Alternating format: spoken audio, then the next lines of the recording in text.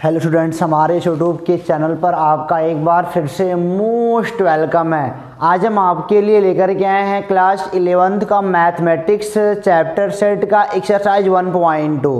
ये हमारा है सेट का चौथा लेक्चर। इसके पीछे हमने 3 लेक्चर कर लिए हैं और 1.1 हमने सॉल्व कर लिया। अगर आप वहाँ से देख करके नहीं आया तो बेशक आप देख के आ जाओ। Yes my name is Yogesh, मैं शुरू करने जा रहा हूँ एक्सरसाइज 1.2। अगर आप पीछे पढ़ के आओगे तो आपका बेशक सब कुछ क्लियर होगा। अगर आप पढ़ना चाहते हो तो डिस्क्रिप्शन बॉक्स में लिंक मौजूद है, आप वहाँ से आराम से पढ़ाई करके आ जाओ, ठीक है ना। तो हम सॉल्व करने जा रहे हैं एक्सरसाइज 1.2, ठीक है ना। जो हमारे पीछे के कॉन्सेप्ट को पढ़ रखे हैं उनके लिए सॉल्व करना बहुत बड़ी बात नहीं होगी, वो आराम से इसको सॉल्व कर सकते हैं, ठीक है ना। 1.2 में यहाँ पे मैं सवाल को मतलब कि पेस्ट करता हूँ। वहाँ पे देखो क्या लिखा है। सवाल नंबर पहला है, निम्नलिखित में से कौन से रिक्त समुच्चय के उदाहरण है। रिक्त समुच्चय क्या होता है? ऐसा समुच्चय जिसमें एक भी अवयव नहीं होते उन्हें रिक्त कहते हैं। पहला लिखा है 2 से भाज्य विषम प्राकृतिक संख्याओं का समुच्चय। अच्छा बताओ, ऐसी कोई विषम संख्या है जो 2 से कटेगी? सोचो मिनट के लिए। बोल रहा है 2 से भाज्य सभी विषम संख्याओं का समुच्चय। अब बताओ ऐसी कोई विषम संख्या है जो 2 से कटेगी? नहीं ना। तो यहाँ पे हम लिखने तो जाएंगे, चलो मान लिया वो समुच्चय ए से रिप्रेजेंट कर रहा है तो लिखने तो जाएंगे, लेकिन हम क्या पाएंगे? ऐसी कोई विषम संख्या ही नहीं। 3 है, 2 से पूरा कटेगा नहीं, 2 से भाज्य है नहीं। 5 है, अभी नहीं कटेगा, यानी कि यहाँ पे हो जाएगा नल सेट। यानी कि पहला वाला क्या है? नल सेट को ऐसे भी दिखाते हैं 5 से, ठीक है ना। इसका दूसरा पार्ट क्या कहता है, इसको देखो जरा। यक्स सच दैट यक्स एक प्राकृतिक संख्या है और यक्स छोटा है 5 से बड़ा है 7 से। क्या लिखा है? एक्स छोटा है 5 से बड़ा है 7 से। तो क्या बोल रहा है? यक्स छोटा है 5 से और बड़ा है किससे? 7 से। यानी कि यक्स 5 से छोटा है और 7 से क्या है? बड़ा है। इधर देखो जरा, 5 से छोटा किधर आएगा? इधर आ जाएगा पूरा। और 7 से बड़ा किधर आ जाएगा? 7 से बड़ा भी है और 5 से क्या है? छोटा भी। ऐसे लिखा है कि फिर से देखो एक बार,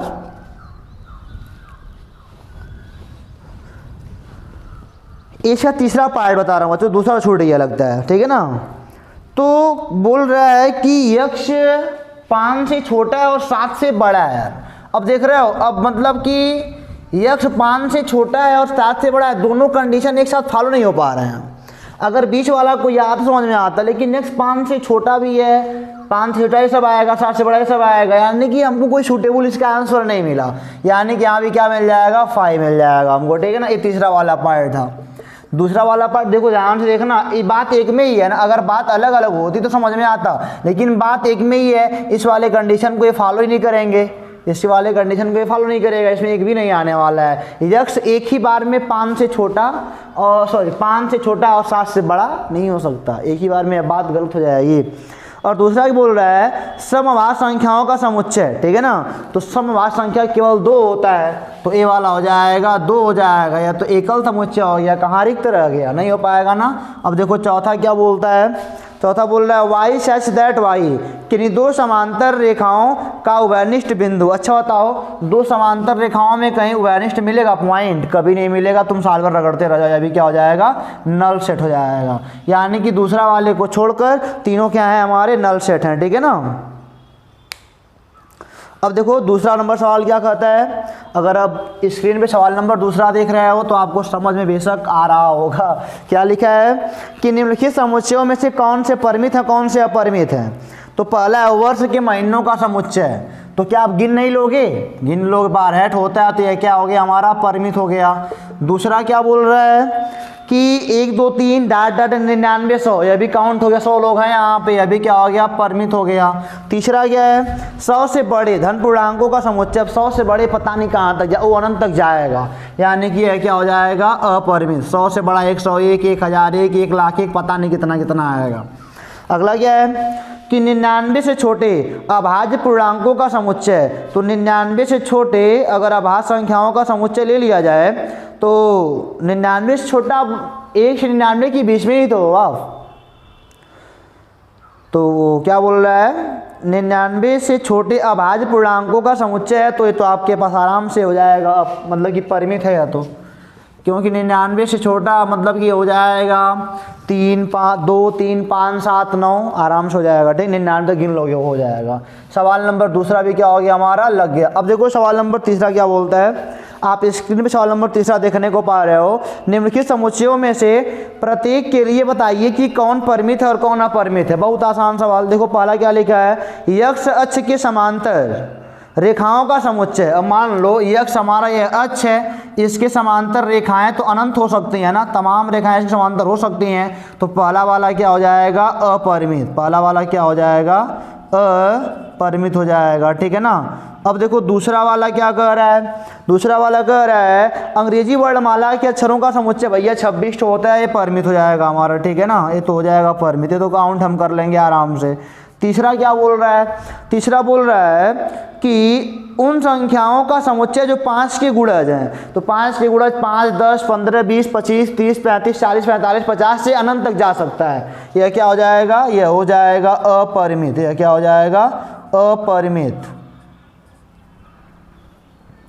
ठीक है। अब देखो चौथा नंबर क्या बोल रहा है, चौथा कह रहा है पृथ्वी पर रहने वाले जानवरों का समुच्चय। यार बताओ कि पृथ्वी पर रहने वाले जानवरों का समुच्चय। पहली बात तो यह है कि ये हमारे हिसाब से तो बच्चों जानवरों का समुच्चय पृथ्वी पर रहने वाले, तो वो अनंत नहीं है, वो अनंत नहीं है ना। अनंत कैसे हो सकता है, अगर आप अपने गांव में हो तो आपके गांव में कितने प्रकार के जानवर हैं आप बड़े आराम से बता सकते हो। अब वह बात भूल जाओ कि कुछ जानवर इतने छोटे हैं सर हम देख नहीं पाते हो, वो छोड़ो उसको, लेकिन आप बड़े आराम से अपने गाँव में कितने प्रकार के जानवर हैं बता सकते हो। ऐसे अलग अलग गाँव में सब बता सकते हो। वो तो अनंत नहीं है, अनंत वो चीज़ नहीं है, वो तो अनंत नहीं है। पृथ्वी तो सब मतलब कि बाउंडेशन में है ना, कितनी दूर तक पृथ्वी हमारी है, उसमें कितने जानवर आराम से मिल सकता है। वो अगर मिलना चाहे तो नहीं खोजोगे तो अनंत बोल सकते हो, कोई दिक्कत नहीं है, लेकिन अनंत में नहीं आएगा क्योंकि ये सीमित है।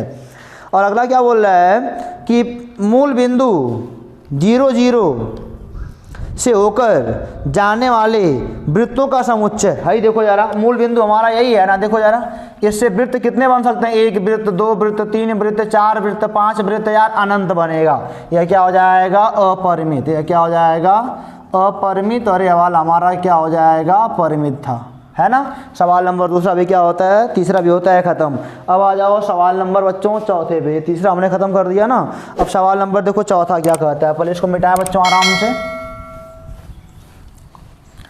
समझ में आ रहा हो तो कमेंट बॉक्स में कमेंट आप अवश्य करिए। अब देखो सवाल नंबर चौथा क्या बोल रहा है, निम्नलिखित में बताइए कि a बराबर b है कि नहीं है। चौथा का बताना है कि a बराबर b है या फिर नहीं है। तो चौथे का पहला अगर सवाल आप यहाँ पे देखने को पा रहे हो तो क्या लिखा है, a बराबर ABCD और b बराबर b ABCD, थोड़ा आगे पीछे लिखा है। तो पहले वाले में क्या है, a बराबर b है क्योंकि एलिमेंट 4 4 हैं और सभी मिल भी रहे हैं, तो बेटा हम बोल रहे हैं बराबर पूरा का पूरा है। दूसरा क्या बोल रहा है कि 4 8 12 16 4 8 16 18। अब देखो जरा समान नहीं हो सकता, देखो अवयवों की संख्या समान है 4 4, लेकिन दोनों में अवयव सब लोग नहीं मिल रहे हैं। अगर सब मैच करेंगे तब बराबर होगा, नहीं तो नहीं होगा। तो यहाँ पे a बराबर b के नहीं है। अब तीसरा देखो क्या बोल रहा है, तीसरा कह रहा है 2 4 6 8 10। a बराबर क्या लिखा है, इसको थोड़ा देखो जरा, a बराबर क्या लिखा है, 2 4 6 8 10। और b बराबर क्या लिखा है, b बराबर लिखा है हमारा x से छोटा है 10 से और बराबर भी है और सम संख्या है। तो छोटा बराबर 10 है, 2 देखो 2 भी 10 से छोटा है, 4 भी 6 भी 8 10 बराबर है, यानी कि यहाँ पे a बराबर क्या है, b है। तो जब कभी भी आपको समुच्चय निर्माण यदि लिखा हुआ मिले तो पहले आप उनको रोस्टर में चेंज कर लो तब मिलाओ। तो देखो हमने इसको पहले रोस्टर में चेंज किया, मिलाया, बराबर लग रहा है। अब देखो इसका चौथा क्या बोलता है, चौथा बोल रहा है कि a बराबर x सच दैट x संख्या 10 का गुणज है, यानी कि 10 20 30 40 50 60 70 80 90 100 यही आएगा। 10 20 30 40 50 10 गुणज यही आएगा। अब b बराबर क्या लिखा है, 10 15 15 a वाले में नहीं है, तो यहाँ भी क्या बोलेंगे, a बराबर b के नहीं है। यार तो मैं बार बार सवाल नहीं लिखूंगा, सवाल लिखने से क्या मिलने वाला, आप पीछे जाओ पढ़ो आराम से लगा लोगे। और आप एक होनहार बच्चे हो यार, कहाँ परेशान होते हो। सवाल नंबर देखो 5वां क्या बोलता है, आप 5वां नंबर सवाल देखो स्क्रीन पे क्या लिखा है। सवाल नंबर 5वां लिखा है ना कि क्या निम्नलिखित समुच्चय युग्म समान है, कारण सही बताइए। फिर वही सवाल पूछा है यार, समान है, समान स्वतुल्य नहीं समान है, अभी पूछा है। a बराबर लिखा है 2 3, क्या लिखा है, स्वतुल्य में जानते हो ना, केवल मतलब कि अवयवों की संख्या बराबर होनी चाहिए, अवयव बराबर हो चाहे ना हो। खैर यहाँ पे देखो क्या लिखा है, ए बराबर 2,3 लिखा है। पांचवा का पहला क्या लिखा है, ए बराबर 2,3 लिखा है। और बी बराबर क्या लिखा है, एक्स सच दैट एक्स, और लिखा है x square plus 5x plus 6, x square plus 5x plus 6 बराबर 0। मैं पूरा स्टेटमेंट नहीं लिखा हूँ, लेकिन अब देखो ये क्या है, समुच्चय निर्माण विधि में लिखा है, इसको पहले रोस्टर में ले आओ, इनको गुणनखंड को सॉल्व करोगे तो आएगा -2 -3 सॉल्व करने पर। अब बताओ क्या ए बराबर बी के है, क्या ए बराबर क्या बी के है? यहाँ पे तो हमको नहीं लग रहा है कि ए बराबर बी के है, तो हम क्या बोलेंगे, here A is not is equal to B. अब देखो सवाल नंबर 5 का दूसरा क्या बोल रहा है, यक्स सच दैट यक्स, ए बराबर कोई समुच्चय है, फॉलो का एक अक्षर है, फॉलो एफ ओ, देखो समुच्चय निर्माण में लिखा है, हमने इसको चेंज करा रोस्टर में, तो एफ ओ डबल एल, एक ही एल लिखा जाएगा, फिर ओ आएगा, कोई बात नहीं है। अब देखो जरा, क्योंकि समुच्चय में क्या होता है, एक अवयव को केवल एक ही बार लिखा जाता है, ठीक है ना। तो अब देखो बी बराबर क्या लिखा है, x such that x, flow का एक अक्षर है, वो क्या लिखा है, WOLF का, WOLF। अब लो जरा, अब बताओ क्या इनके अवयव अलग अलग हैं क्या, थोड़े आगे पीछे बस लिखे हैं, बट अवयव समान है और संख्या भी समान है, यानी कि यहाँ भी क्या है, यहाँ बराबर ए बराबर बी के है, ठीक है ना। सवाल नंबर 5वां भी क्या होता है, ओवर होता है। अब देखो सवाल नंबर 6वां, निम्नलिखित दिए हुए समुच्चयों में से समान समुच्चयों का चयन करिए, समान समुच्चय चयन करना है। देखो 6वां का पहला क्या लिखा है, ए बराबर लिख, समान मतलब अवयवों की संख्या समान हो, समान समुच्चय का, अरे यार खाली समान पूछा है ना, समान पे यहाँ स्वतुल्य नहीं पूछा है, स्वतुल्य तो यहाँ पे है ही नहीं कोई भी।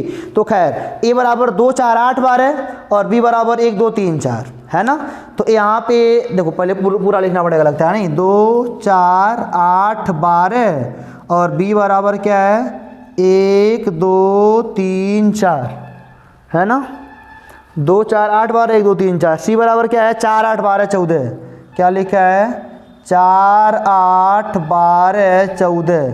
और डी बराबर क्या लिखा है बच्चों, डी बराबर लिखा है 3 1 4 2, क्या लिखा है 3, आराम से तुम लोग छांट सकते हो यार। ई बराबर क्या लिखा है, ई बराबर लिखा है -1 कामा -1 -1 कामा +1 है। यह बराबर क्या लिखा है, ए बराबर लिखा है 0 कामा ए लिखा है। और जी बराबर क्या लिखा है, जी बराबर लिखा है बच्चों 1 कामा -1। एच बराबर क्या लिखा है, एच बराबर लिखा है 0 कामा 1। लो आराम से छांटो अब बराबर कौन कौन है, तो आराम से बता सकते हो। देखो ई और जी बराबर हैं, क्या लिखोगे, ई बराबर जी, ये पहली बात तो यही है सॉल्यूशन में। दूसरा क्या है, 1 2 3 4 यहाँ भी है और 1 2 3 4 यहाँ भी है, बी बराबर डी के भी है, चलो ठीक है। तीसरी बात क्या लिखोगे, तीसरी बात आपके पास तो है ही नहीं यहाँ पे लगता है, 2 4 8 12 2 4 12 14 भी नहीं मिलेगा है ना, बस खत्म हो गया। ये 2 हमारे पास है, बाकी नहीं मिलेंगे। तो छोटा सा अभ्यास था, आसान सा अभ्यास था, खत्म हो गया। कमेंट बॉक्स में बता दो कैसा लगा, समझ में आया कि नहीं आया। इतने आसान आसान सवाल है ना, क्या आता हूँ यार, मैथ ना बहुत आसान है, 11th का मैथ बहुत आसान है। बस इंटरेस्ट लगे पढ़ाई करते रहो और हमको कमेंट बॉक्स में अवश्य बता दो कैसा हमारा वीडियो लगा, आपको समझ में आया कि नहीं है। तो फिर मिलते हैं अवश्य अगले वीडियो में, तो तब तक के लिए आप मस्त रहो, स्वस्थ रहो, ऑल द बेस्ट।